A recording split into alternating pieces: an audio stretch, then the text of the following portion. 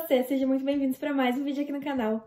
E antes de começar esse vídeo, eu queria dizer que sim, hoje a gente vai ter um vídeo bem diferente do habitual por aqui. Normalmente eu falo sobre maquiagem, sobre produto de beleza, sobre produto para cabelo, mas não é nada disso. Hoje eu quero compartilhar com vocês algumas dicas de leitura, livros que estão me ajudando aí nessa quarentena a me distrair, a pensar em outras coisas, enfim. Então, eu acho que nada mais justo do que compartilhar, né? Essas diquinhas. E aí, eu não quero me estender muito, porque eu quero que esse vídeo seja bem curtinho, seja bem rápido, enfim. Vou começar com o livro que me fez pensar muito nessas últimas semanas. Antes de começar, na verdade, eu quero dar um recado pra vocês, e muito vem por causa desse livro, que é o seguinte. Eu vinha me cobrando muito postar vídeo aqui no YouTube e produzir conteúdo pra vocês e fazer coisas, enfim, que estavam se tornando obrigação e não mais um prazer.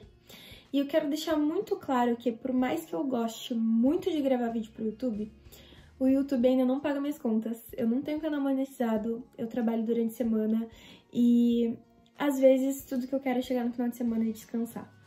Então, gente, às vezes não sobra tempo, não é nem questão de tempo só, às vezes não tem forças pra gente sentar e gravar um vídeo.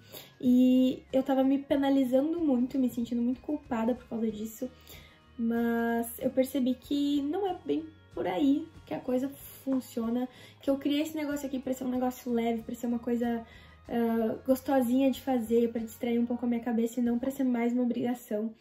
Então eu só queria dizer isso pra vocês. E eu prefiro demorar 2 meses pra postar um conteúdo e postar um conteúdo legal do que ficar postando todo domingo e ser um conteúdo meia boca. Então eu só queria fazer esse adendo aqui.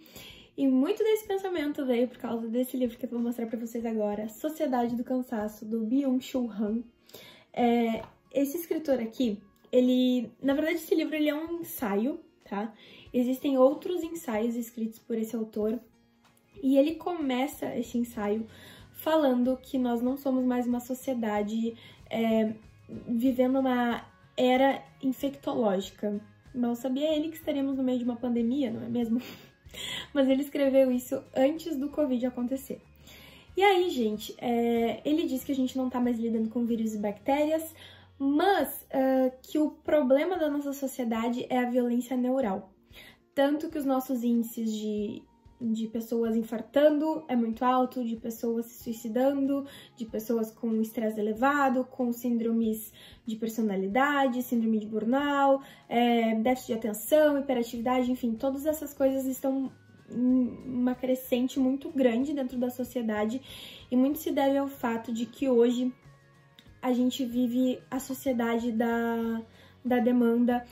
A gente aceita tudo, a gente diz sim pra tudo, a gente quer desempenhar tudo e a gente acaba se cobrando pra entregar resultados, se cobrando pra produzir, se cobrando pra ser positivo.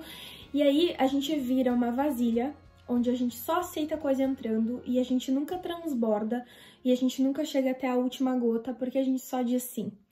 Então o que vai salvar a nossa sociedade é aprender a dizer não, aprender que o não também é uma forma de afirmação, também é uma forma de mostrar que tu é um ser humano, que tu tem limitações, que tu precisa de ócio, que tu precisa de procrastinar, que tu precisa viver, né, de outras formas que não só produzindo e se mostrando positivo o tempo todo, enfim.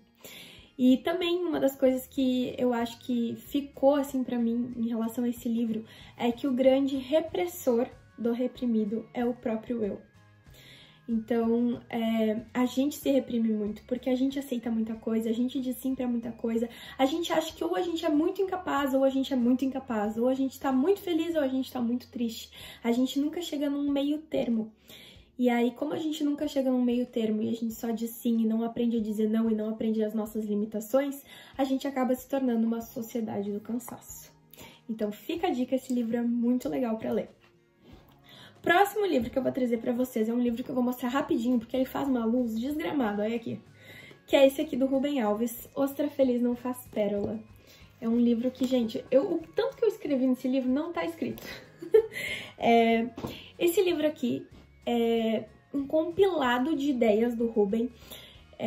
ele ia escrevendo nos papéis, nos cadernos, ele mesmo conta isso.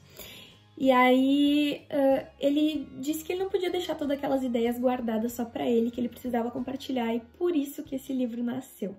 E graças a Deus que ele nasceu, porque sinceramente, que livro tocante, que livro sensível. O primeiro texto desse livro me fez chorar. Pra eu chorar não precisa muito, tudo bem? Mas, gente, sério, incrível. O primeiro texto, inclusive, é o que dá nome ao livro. É o texto Ostra Feliz Não Faz Pérola.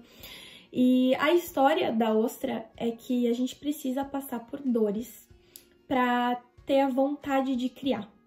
A curiosidade, sabe?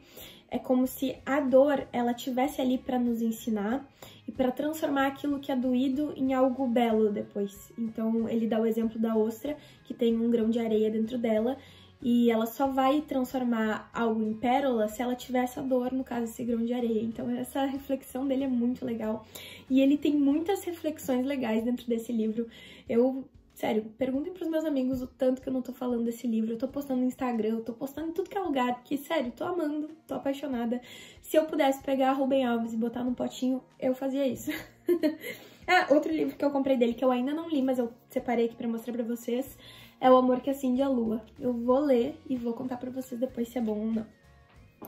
Bom, terceiro livro, terceiro livro. É esse aqui. Que a história de como eu comecei a ler esse livro é engraçada. Ele era uma leitura obrigatória da URGS. E, gente, eu nunca li as leituras obrigatórias da URGS, mas nem a pau. Peraí, deu. Nem a pau que eu li as leituras obrigatórias. Eu comprava aqueles livrinhos que era um compilado, um resumão de tudo. E era aquilo que eu lia. Mas aí eu li a sinopse desse livro e eu falei, meu Deus do céu, preciso ler. E lendo esse livro, eu tive vários momentos de ansiedade, de angústia, era realmente angústia, anseio de não saber o que fazer pra ajudar, sabe? Porque eu sei que a história da Carolina é uma história de muita luta, mas ao mesmo tempo de um final feliz, porque no final da vida dela ela acabou sendo reconhecida por esse livro, enfim, ela teve no final da vida uma trajetória muito mais especial, digamos assim. Antes ela era catadora, ela era negra, pobre, enfim, ela enfrentava muitas batalhas diárias. E aí, depois de escrever esse livro, então ela se transformou aí no que ela se transformou, né? E ao mesmo tempo que ela teve esse sucesso, eu fico pensando em quantas Carolinas a gente não tem e que não tem a mesma sorte, né? E aí, essa é a angústia de saber que muita gente passa por isso aqui e a gente não sabe o que fazer. E a nossa sociedade é uma sociedade muito desigual, é uma sociedade que penaliza principalmente as pessoas pobres, os negros, que são a maioria dentro dessa realidade, né, de pobreza, de miséria. E hoje esse assunto está cada vez mais relevante, mais em pauta, mais em voga, que é essa questão de vidas negras importam, da gente lutar, da gente manifestar.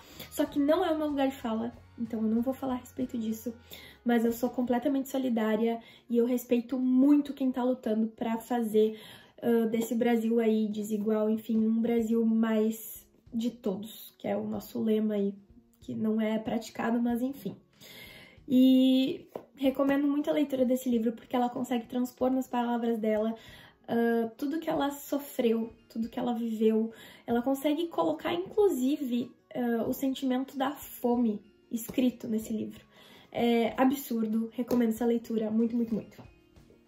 E aí, gente, próximo livro que eu quero trazer pra vocês é um livro que me marcou do início ao fim, porque assim, Deus a Deus, que é história. Pra vocês entenderem melhor, o nome do livro é As Meninas Ocultas de Cabul, em busca de uma resistência secreta no Afeganistão, tá? Esse livro aqui, pra dar um panorama geral, a sinopse é bem curtinha, eu vou dar uma lida. Os horrores de uma tradição que reserva às mulheres o papel de escravas. Uma história devastadora sobre as mulheres no Afeganistão. No coração dessa narrativa emocionante está uma nova perspectiva sobre os sacrifícios extremos de mulheres e garotas afegãs contra uma sociedade intolerante e preconceituosa, assim como uma crítica à guerra naquele país, conduzida de forma particularmente desastrosa pelos Estados Unidos. Toma que te mandaram! Gente, a história, assim, que mais me marcou dentro desse livro foi o fato de uma mulher que era um ser político e morava numa vila do Afeganistão. E para ela ser respeitada como um ser político, ela precisava dar à família dela um filho homem. Só que a grande sacada é que ela tinha 4 filhas mulheres. E aí ela ofereceu para a 4ª filha mulher se transformar em um menino. E a filha não fez, não disse que não, porque ela sabia que ela ia ter muito mais regalias, muito mais privilégios. Os meninos eram muito mais livres. E por mais que as pessoas daquela sociedade soubessem que ela tinha uma filha mulher, quando aquela mulher se transformou em um menino, era como se ela tivesse sido abençoada e ela passou a ser muito mais respeitada como um ser político dentro daquela vila. E assim, eu sei que é um lance cultural, eu tenho plena consciência disso, mas imagina tu se identificar como uma mulher, tu ser uma mulher, né? E tu querer continuar sendo uma mulher, mas para ajudar a tua família, enfim, para ter privilégios, tu precisa te tornar um homem. Esse livro é muito reflexivo, ele traz assim uma pegada de que a gente tem muitas culturas diferentes por aí e muitas situações diferentes, principalmente voltadas para as mulheres. As mulheres, elas são sempre as mais atingidas nessas sociedades patriarcais, né? Tanto é, sociedades patriarcais, obviamente, os homens são predominantes. Enfim, recomendo esse livro também. E aí, gente, estamos acabando. Acho que é o último livro. É esse aqui, A Curvatura da Banana, Quem tem um projeto de nação para o Brasil. Quem escreveu esse livro foi um historiador e ele divide esse livro em 3 atos. O primeiro ato é o ato lá do descobrimento, dos primórdios do Brasil. Então ele traz um panorama lá do início, onde a gente começou a construir um Brasil político, um Brasil que foi explorado, um Brasil que foi miscigenado, um Brasil que foi escravizado. No segundo ato, ele já traz uma questão um pouquinho mais relacionada ao golpe militar, a uma abertura conservadora, ele já traz ali a questão da república, enfim. E o terceiro ato, ele fala muito sobre nosso momento atual. Ele fala sobre corrupção, ele fala sobre a Odebrecht, ele fala sobre... O que mais que ele fala? Não lembro de cabeça, gente. Mas ele fala muita coisa. A redemocratização até 2017, quando o furacão de um Estado patrimonialista varreu nossa história mais uma vez. Enfim, ele traz N coisas aqui. O terceiro ato é bem curtinho, é isso aqui. E é muito legal ler esse livro. A principal indagação desse livro, eu acho que tá na sinopse, tá? É essa daqui. Tendo a sociedade brasileira sido constituída desde o início da forma que foi, o resultado não poderia ter sido outro. É de natureza de um sistema completamente descompromissado com o projeto de nação gerar uma sociedade também extremamente personalista, cuja peculiaridade é a prevalência da parte sobre o todo. Isso nos fala muita coisa do que a gente está vivendo hoje, né? Principalmente essa questão de que, desde lá dos primórdios, a gente aceitou ser essa sociedade sempre sucateada. A gente nunca teve um real projeto de nação. A gente nunca teve um Brasil plenamente estruturado. E, enfim, eu acho que o que falta pra gente é realmente uma pessoa que lidere, que encabece um projeto que tenha dentro das suas pautas a questão da diversidade, a questão da cultura, enfim, que olhe para o nosso povo de diferentes formas, porque somos diferentes, né? Então, mas no sentido unitário, sabe? Olhe para todos, mas entendendo as particularidades de cada um. E a gente precisa também entender aqui, quando ele fala sobre gerar uma sociedade também extremamente personalista, ele fala justamente que hoje a gente coloca muito o eu na frente desse todo e a gente acaba deixando prevalecer o que a gente pensa, o que a gente acha, muito mais do que o que vai fazer bem para a sociedade, o que vai fazer bem para o todo, né? Tanto é que a gente tem aí esse momento negro da nossa sociedade ocorrendo agora. Momento negro não, vamos desconstruir isso daqui, esse momento tenso, né? Então, é isso, gente, a gente tá penando. Não é fácil, não tá sendo fácil, mas vai dar tudo certo, eu espero. E aí fica aqui as minhas dicas quarenteners de leitura pra vocês. Gente, Pra vocês terem noção, são 3h22 da manhã. 3h22 da manhã, aliás. E eu tô aqui gravando vídeo ferrenha pra vocês verem que não é fácil, não é mole. Ninguém falou que ia ser fácil, né? E amanhã eu trabalho, porque hoje é segunda. Mas tudo bem, tamo aí, tamo feliz. O importante é estar feliz, não é mesmo? Eu espero que vocês tenham gostado desse vídeo. Se vocês gostaram, não esqueçam de se inscrever nesse canal, compartilhar, ativar sininho, comentar, enfim, tudo aquilo que vocês já estão carecas de saber. E não se esqueçam que a gente se vê no próximo vídeo, certo? Um beijo e até a próxima!